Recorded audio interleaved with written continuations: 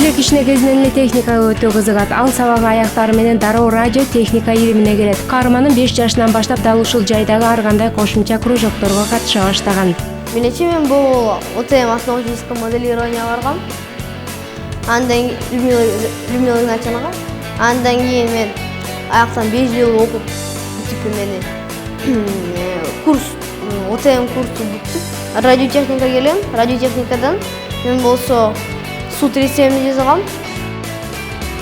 Тилек бул жерде инновациялык ачылыштар жаза өзү теңдүүлөр арасында мыктаталып, жыйынтыгында жаш академик наамына ээ болгон. Интеллектуал 21 века деген конкурс бар. Ошол жактан мен ГЭС жазган болчумун, гидроэлектростанция. Ошол болсо 40 мегаватт электроэнергия чыгарчу. Аякта 4 генератор турган болчу.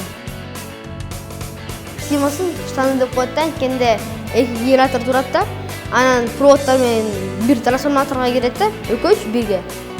Анан бир генератор сынып калса, экинчиси иштеле берет да, анан трансформаторго электроэнергияны кетире берет да.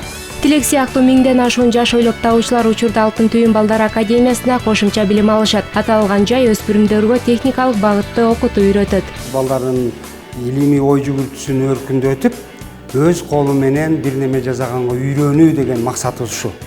Анан негизги девизибиз ар бир бала таланттуу, аны байкай бил деген девизде иштейбиз биз.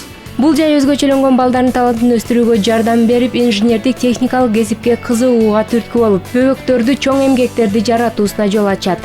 53 жакын бала жаш академик деген наам алат.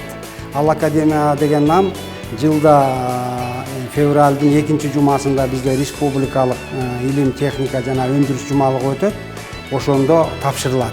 1 жылдык иштерин жыйынтыктап туруп, ар кандай короо сынактарда жеңүүчүлөр болуп чыккан эмелер үчүн ошондо тапшырат. Жылда 3-4 балага жаш академик деген наам берет. Бул жакта окуучуларга инженер ойлоп табуучулар менен тыгыз иштөөгө шарт түзүлгөн. Анда өспүрүмдөр эртелеп чыгармачылык менен таанышып, кыялын ишке ашыра алат.